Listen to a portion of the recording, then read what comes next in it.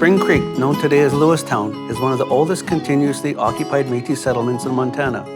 In the 1860s, a group of Red River Métis bison hunters followed the diminishing herds to the Milk River until the eventual collapse of the bison-based economy. This led up to the formation of the kinship network known as the Lewistown-Havre-Glasgow Triangle. I will eventually be meeting up with our local elder, Norman Fleury, who will be speaking at a Métis Memorial unveiling, as well as check out an annual festival.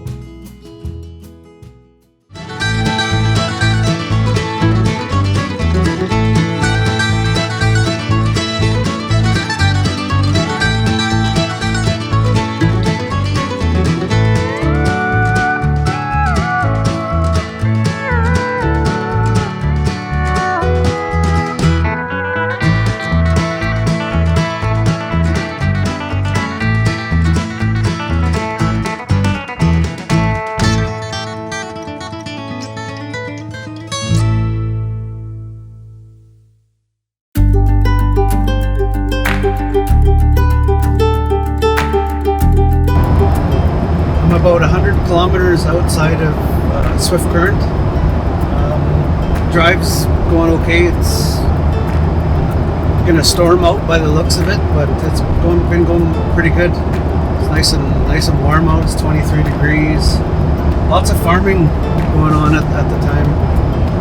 At this time, combines are in full swing. It's kind of neat to see. I don't really know much about combining or farming, so it's nice to see this part of the province and people working.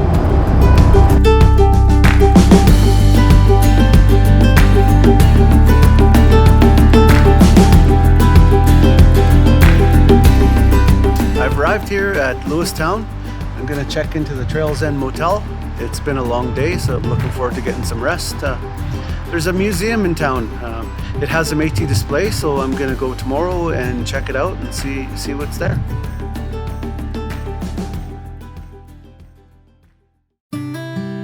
Just next door to the motel is the Central Montana Museum. I spoke with a lovely lady on the phone named Cheryl, who mentioned she would be happy to show me their Métis display.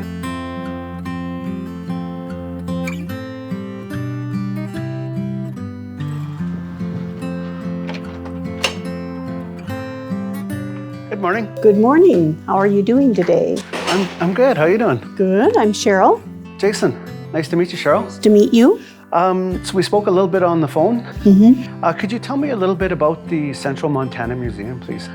Well, it was established in 1957, and it was much, much smaller than what you're seeing right now. All of this is an addition, so it was basically just the section back there. The board members helped to round up the donations, they organize and sort, they completely label everything that comes in and who it came from. So that they're really tracing the history of the item. And the farmers and ranchers in the area are very generous with bringing their things in. You'll see complete collections of like the arrows, prehistoric arrows and that sort of thing in here that have been donated from some of the different farmers and ranchers. And that's how they came about with the Torosaurus as well. You told me there's a section about Métis people from the area. There is, yes. Would you like to see that? Yes, absolutely. Okay, we'll head back this way. The entire museum is in chronological order. So when you start here, you start way back into the Native Americans. And then as we keep going, we come to the Métis part in Lewistown. Well, here we have the Red River cart. And this was an important part of their history and background, used for basically any transportation that they did.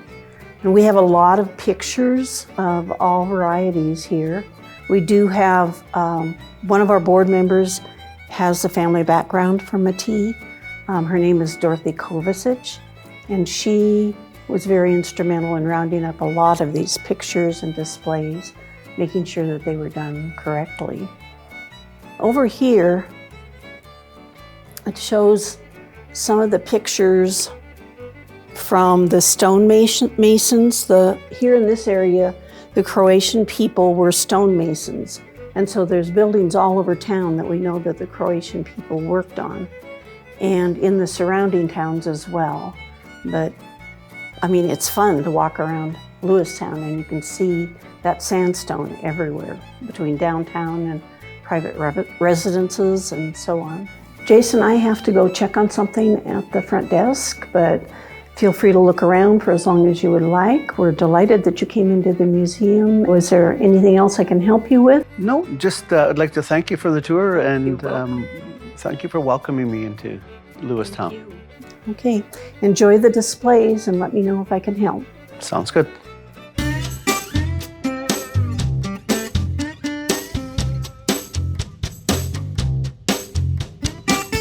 Never knew the history behind branding cattle and to be able to identify your animals, but very cool display here put on by an 8th grade class of students, I'm assuming, with all the different brands from the central Montana. Pair of beaded moccasins, very similar to the ones you see people make and wear around home as well.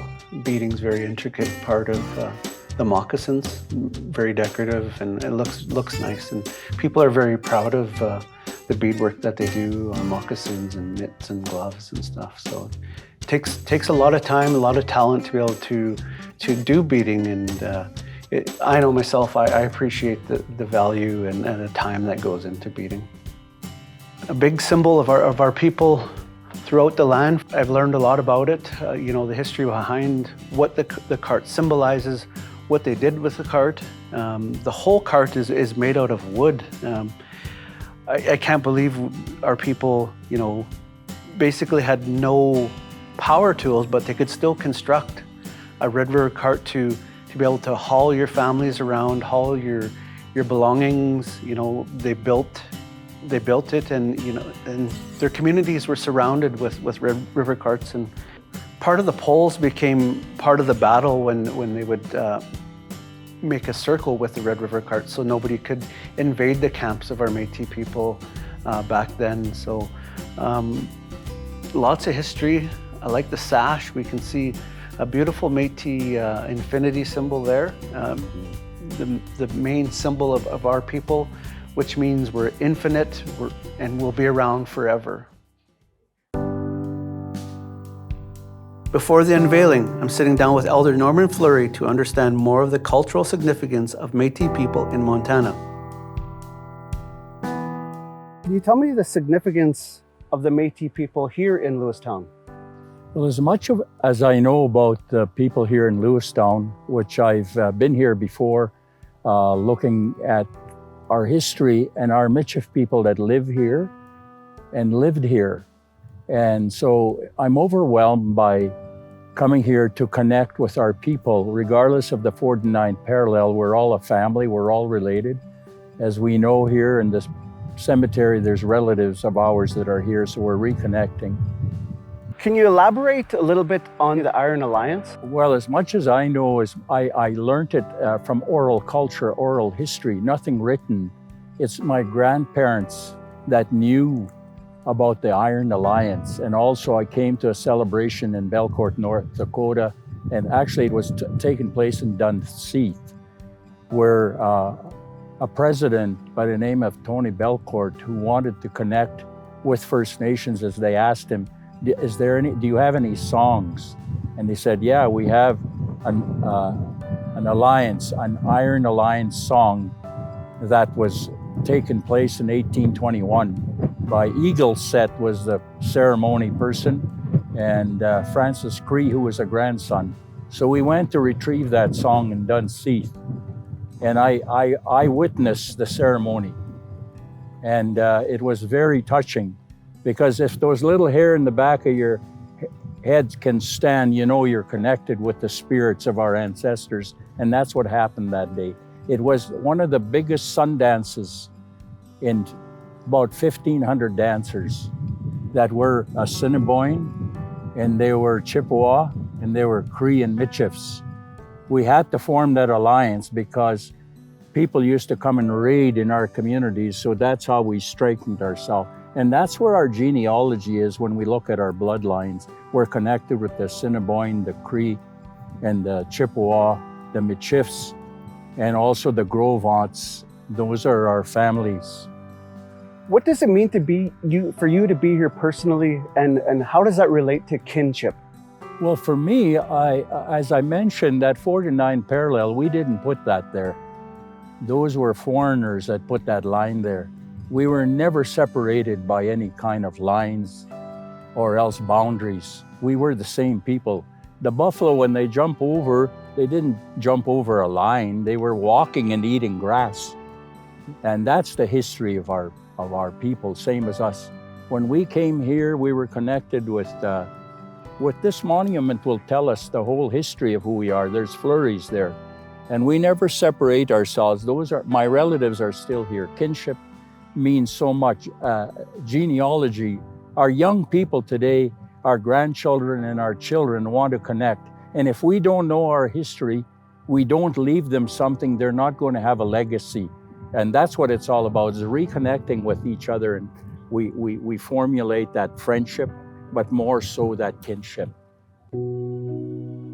In 1894, the Métis people who settled along Spring Creek were exhumed from their original burial site and placed at Calvary Cemetery, in unmarked graves for over 120 years.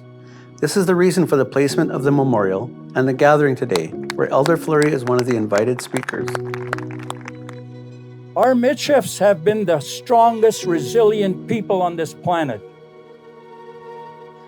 And we're not just an ordinary people. And we can't forget, regardless where your ancestors came from, it's where your ancestors are buried, is where your home is. The Blackfoot people knew where they were, the Assiniboine, the Gros-Ventres, the Dakota, Lakota, Nakota, the Chippewa, and also the Cree, and also the Métis. We go back so many years. In 1821, the Iron Alliance that our people made with the Assiniboine, the Métis, the Cree, and the Chippewa, that was in North Dakota.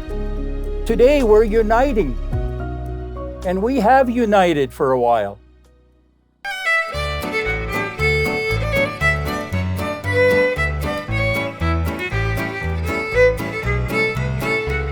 It was a very moving day today here at the unveiling in Lewistown.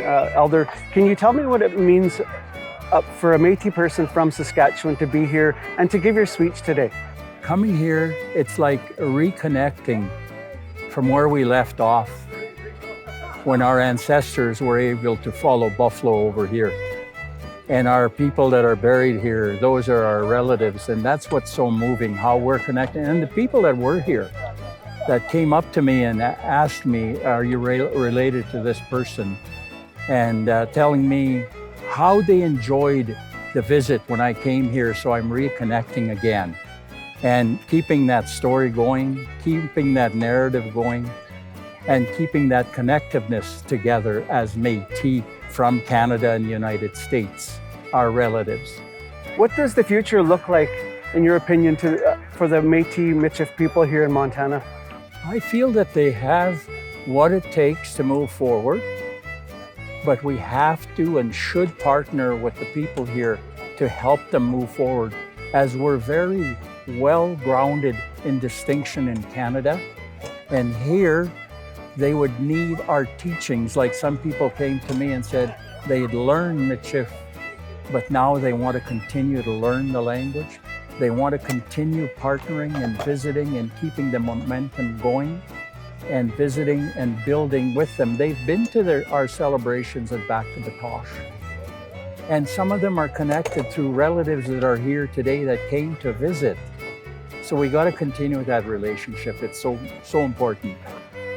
So now, we're going to go to the festival at the fairgrounds. Yes. What are you looking forward to the most there? I'm for the food. Les bolettes, and probably la soupe, la galette, les beignes, all that good stuff. And that's what we're the same people, because we eat the same food here as we do in Canada. Yes. Do you think you'll have a few dances, or? Well, I'm actually got this foot here that's keeping me from dancing, but I'll move my feet anyway, regardless. All right, well, All right. looking forward to it, Elder. We'll see you there. To celebrate the Native American roots of central Montana, an annual Métis Celebration and Powwow was held at the Fergus County Fairgrounds. I'm attending for one evening to experience the fiddle music and dancing.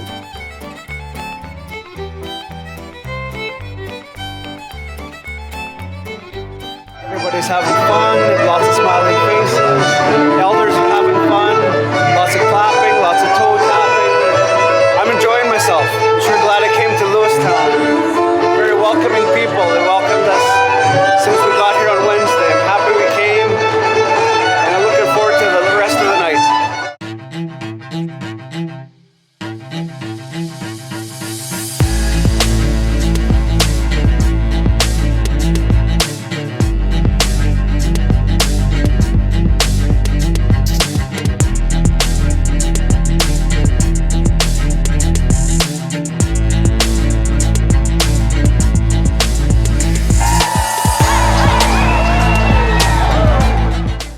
Had a really good time here tonight at the Métis Festival. Lots of good music, good fiddle playing, some good jigging. Ivan Flett Memorial dancers were here. Got a long day tomorrow, travel home. People were so welcoming to have us here. So I look forward to coming back and doing it all again. After learning about some of the Métis history in Montana, I'm heading back to Saskatchewan to meet with Master of the Métis Fiddle, John Arcan, in his workshop where I will be engaging in the art of fiddle making.